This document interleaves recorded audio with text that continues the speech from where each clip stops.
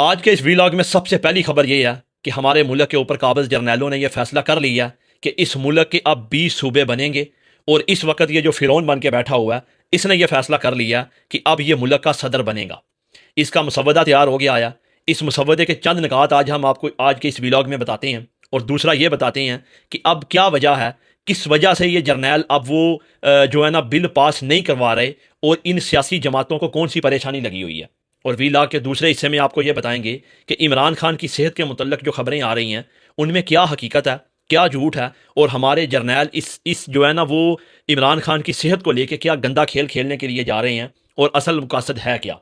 और तीसरी खबर यह भी है कि सुहेल अफरीदी ने ये जो 27 सितंबर की डेट दी है, इसके पीछे क्या लॉजिक है, क्या यह जर्नैलों की मर्जी से दी है या इसका अपना फैसला है। और आखिरी खबर हमारा मक्का मुआहदा, जिसके लिए हमारे जर्नैल जो है ना वो घुंघरू तोड़ने के ऊपर लगे हुए थे कि हमने जनाब मक्का मुआहदा कर लिया, उसकी हकीकत क्या है और अब नई उसमें पेशरफ्त क्या होने के लिए जा रही है, और ट्रंप ने उस मुआहदे के लिए क्या कहा है, ज़रा गौर से सुनिएगा। सबसे पहली बात यह है कि हमारे जर्नैल ये फैसला कर चुके हैं कि अब इस मुल्क के 20 सूबे बनेंगे। और आपको याद होगा, आपको ये चीज़ याद होनी चाहिए कि हमारे ये जो जर्नैल, जब कोई इनको कीड़ा आता है ना दिमाग में, खैर इनकी दिमाग में तो नहीं आता, इनके तो किसी और जगह पे आता है, लेकिन जब आ जाता है ना तो फिर ये अपनी बात मनवाते हैं। क्यों? क्योंकि उसकी वजह यह है कि इनकी ट्रेनिंग ही कुछ ऐसे हुई है। इनकी ट्रेनिंग इसलिए ऐसे की गई है कि इन्होंने अपनी बात मनवानी है। आप इनकी पूरी चेन उठा के देखें, अयूब से शुरू हो जाएं जिसने फातिमा जना को गद्दार करार दिया था। इनके दिमाग में जब सुई अड़ जाती है ना तो फिर ये मुल्क भी तोड़ देते हैं। और एक वो जानी ने मुल्क तोड़ा था ना 71 में, जब बांग्लादेश को अलहदा किया गया था, वो भी उसके दिमाग में कीड़ा आया था कि उसका मतलब था कि मैं अपनी मर्जी का बंदा बिठाऊं और जनाब मैं इलेक्शन भी लूट लूं और सब कुछ कर लूं। उसने फिर वो सब कुछ किया। अब पुरानी बात, लंबी स्टोरियों में क्या जाना है, आप सब जानते हैं। लेकिन अब वाला ये जो फिरौन बैठा है ना, अब इसको ये कीड़ा आ गया कि इस मुल्क के 20 सूबे बनाने हैं। और इसको ये भी कीड़ा तंग कर रहा है कि अब इसने मुल्क का सदर बनना है। वही सदर जिस तरह का सदर अयूब था, और जिस तरह का सदर जो है ना वो ज़ियाउल हक था। और ज़ियाउल हक के सदर बनने से याद आया कि आज उसको 38 साल हो गए या मरे हुए, लेकिन उसके किए गए काले कांट और करतूत पाकिस्तान आज तक भुगत रहा है। जानते हैं क्या? दहशतगर्दी। ये उसका दिया गया गिफ्ट है। ये जो मुल्ला बिखरे हुए फिर रहे हैं ना पाकिस्तान के अंदर, ये टीटीपी का गंद, ये अफगान जंग, ये सारे उसके दिए गए गिफ्ट हैं। वो तो मर गया, उड़ गया, किसी को पता नहीं चला कि उसके साथ क्या हुआ, लेकिन उसके किए गए कांट पाकिस्तान आज तक भुगत रहा है। मैं उसके ऊपर पहले भी एक वीडियो डाउनलोड कर चुका हूँ, अपलोड कर चुका हूँ। अब मैं मजीद गहराई में नहीं जाना चाहता। अब मैं पॉइंट की बात पर रहना चाहता हूँ कि अब ये क्या मुसवदा तैयार किया गया है। हमारे इस फिरौन की तरफ से अब मुसवदा ये तैयार किया गया है कि इस मुल्क के 20 सूबे बनेंगे।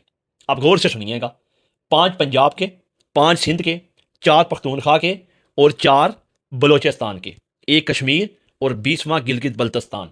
ये बनते हैं 20।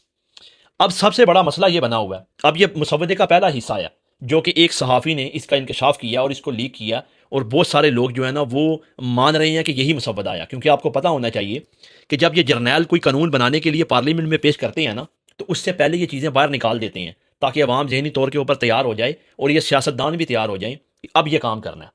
अब मुसीबत ये आन पड़ी है कि नून लीग और पीपल पार्टी कभी भी ये नहीं चाहेगी कि वो अपने अपने सूबे के 4-4 हिस्से करवाएं।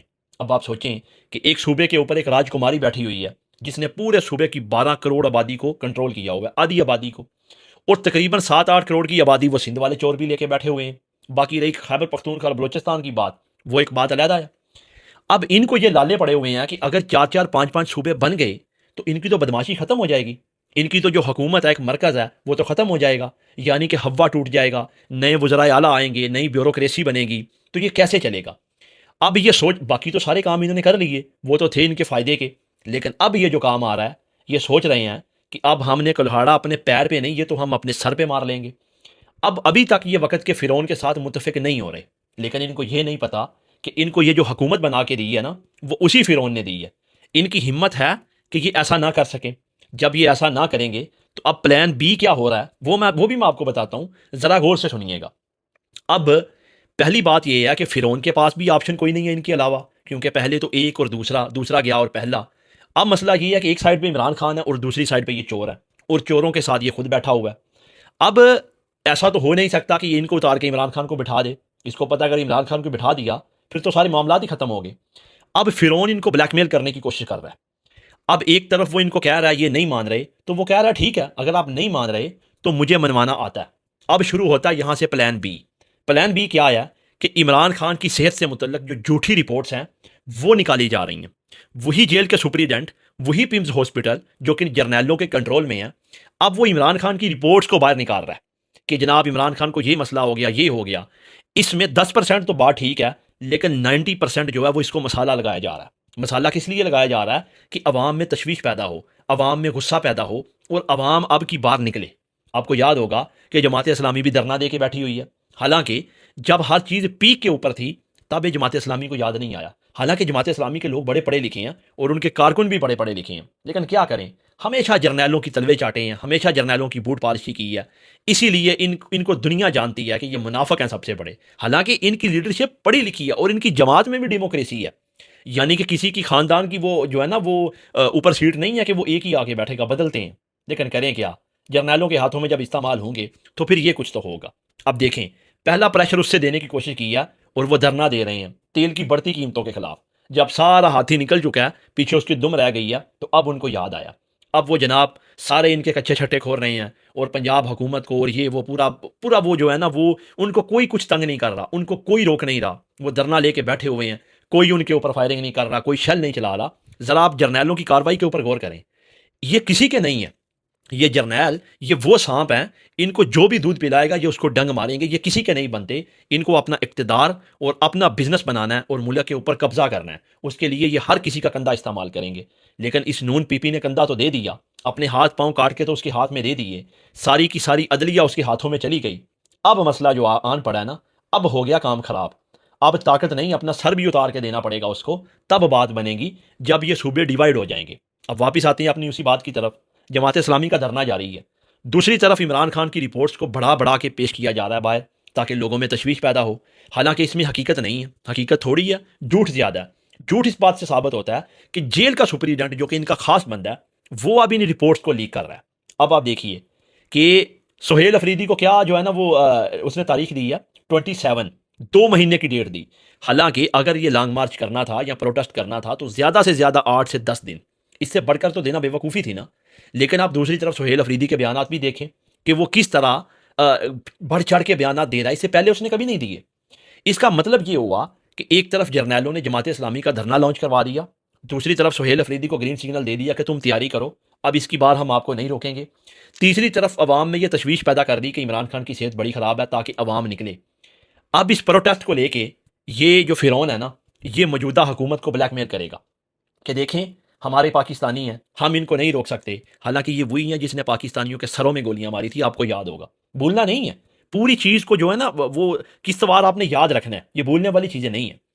अगर तो ये 27 सितंबर से पहले पहले मान गए ये इस मसवदे के ऊपर, अब ये मसवदे का मैंने अभी आपको पहला हिस्सा बताया, चलें दूसरा भी इसको ख़त्म करते हैं। दूसरा, सारे इख्तियारात सदर के पास जा रहे हैं, जिस तरह पहले होता था कि सदर जो है ना, और ये पार्लियामेंट को ख़त्म करना चाह रहे हैं। ये चाह रहे हैं कि एक सेनेट हो, सदर जो है वो डायरेक्ट इंतखाब लड़े, जिस तरह ज़ियाउल हक का या मुशर्रफ का दौर था, और वो जनाब वही फैसला हो, पार्लियामेंट ख़त्म कर दी जाए, सूबों के वज़राए आला हूँ, उनको थोड़ी सी ताकत दी जाए, लेकिन बाकी जो बड़े मसाइल हैं वो सदर की मंजूरी के बगैर नहीं हो सकते। इनके ऊपर एक गवर्नर भी रखा जाएगा जो कि सदर का नुमाइंदा होगा, और किसी भी वक्त, यानी कि वो जो 58(2)B वाली पावर थी ना जो ज़ियाउल हक ने शुरू की थी, ये दोबारा लेके आ रहा है ताकि सारी की सारी ताकत सदर के पास रहे। अब आती हैं दोबारा सुहेल अफरीदी की तरफ। 2 महीने का टाइम उसने भी दे दिया।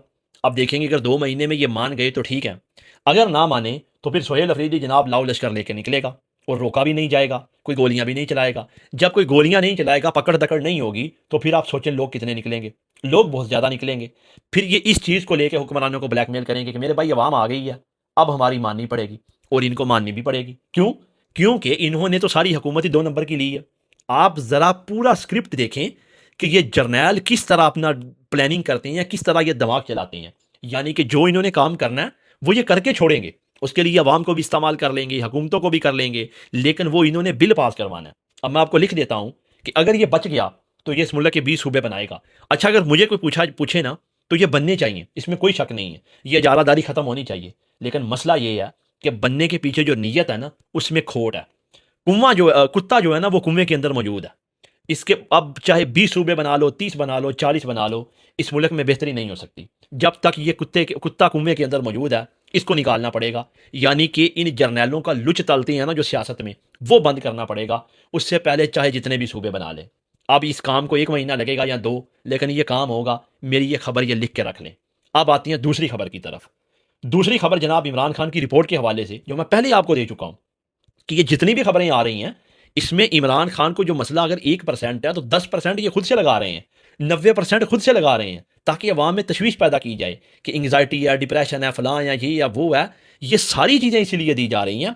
और जो सुहेल अफरीदी है वो इनके हाथों इस्तेमाल हो रहा है। ये आपकी गलत फहमी है। ये 2 महीने का टाइम दिया गया है इमरान खान की रिपोर्ट्स के बारे में। मैं आपको वीला के पहले इसी में दिखा चुका हूं कि अब ये किस तरह उसको इस्तेमाल करेंगे। लेकिन इनको ये नहीं पता कि आगे भी इमरान खान बैठा हुआ है। अब कोई भी चीज़ इमरान खान की मंजूरी के बगैर नहीं होगी। लेकिन अब ये प्लान बी इस्तेमाल करेंगे। और इसमें ये हो सकता है कि इमरान खान को भी, हमारे लीडर को भी कुछ वक्त के लिए ट्रैप कर लें।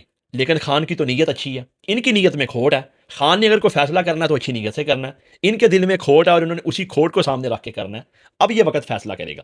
अब आती हैं जनाब अपनी आखिरी खबर की तरफ, जो कि मक्का सिक्योरिटी मुआहदा, जिसके लिए इन्होंने घुंघरू तोड़ तोड़ के रखे हुए थे कि वो जनाब हमारा मक्का मुआहदा हो गया, हमें सिक्योरिटी मिल गई, उम्मत का इतिहाद। और रियाल खाने वाले मुल्ला जो है ना वो तो नाच नाच के पागल हो गए थे। अब ट्रंप ने भी उसका जो है ना वो वेलकम कर दिया उसको कि ये बड़ा अच्छी चीज़ है, मैं इसको सपोर्ट करता हूँ। अगर ट्रंप ने कर दिया तो इसका मतलब इजराइल भी कर देगा। अब उससे अगली खबर ये आ रही है कि ये मिस्र को भी उस मायदे में शामिल करना चाह रहे हैं।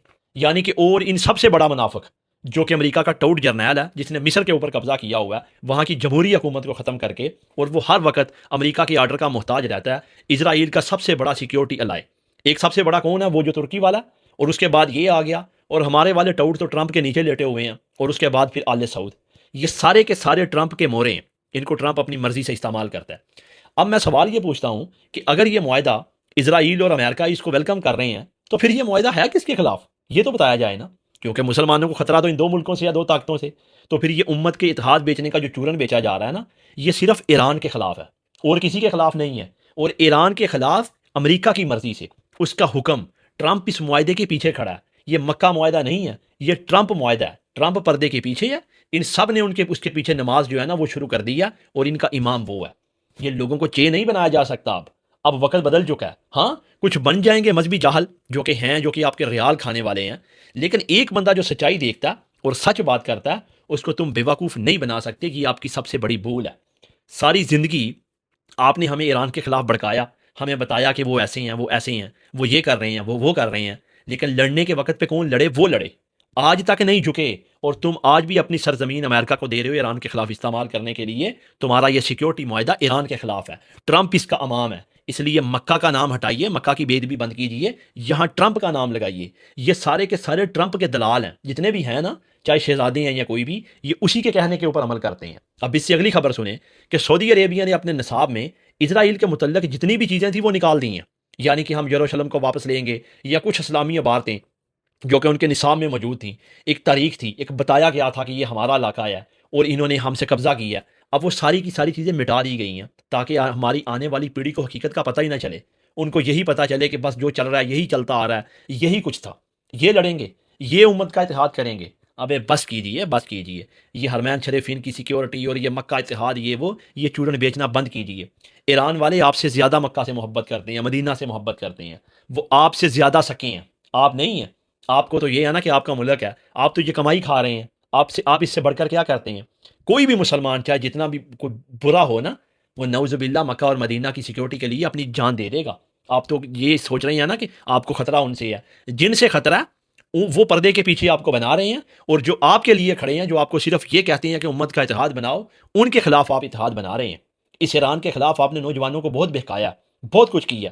लेकिन अब ये रियाल खोर जो मुल्ला है ना, इनकी भी हकीकत खुल चुकी है, और पीछे रियाल देने वालों की भी हकीकत खुल चुकी है। वीलॉग बनाने का मकसद सिर्फ ये होता है कि आसान ज़बान में आपको चीज़ों की समझ आए, क्योंकि बड़े अंकल जब बड़ी बात करते हैं तो समझना उसको मुश्किल होता है। हम आपकी ज़बान में बात करते हैं, और अल्हम्दुलिल्लाह जो खबर हम देते हैं वो खबर नहीं होती, बल्कि हम खबर के साथ तज्जिया करके हक़ के साथ खड़े भी होते हैं, और वक़्त के फ़िरौन को फ़िरौन कहते हैं। ये हक़ आपका है कि आपने अपना हक़ ये अदा करना है। वीडियो को डाउनलोड करें, अपनी ID पे लगाएं, इसको शेयर करें। यही इमरान खान का नज़रिया आया कि सच को फैलाना और सच के साथ खड़े होना है। हमारा बोलना इनको सबसे ज़्यादा तकलीफ़ देता है। जब तक हम बोलते रहेंगे, खान का नज़रिया मर नहीं सकता। और इंशाअल्लाह ये इसकी सबसे बड़ी भूल है, ये इक़्तिदार छीन के अवाम को वापस किया जाएगा, और इस फिरौन को इसकी आईनी डोमेन में भेजा जाएगा। आपने वीडियोज़ को शेयर करना है, दबा के करना है। बोल सकते हैं यहाँ तो बोलें, नहीं बोल सकते तो बोलने वालों के साथ खड़े हो जाएं।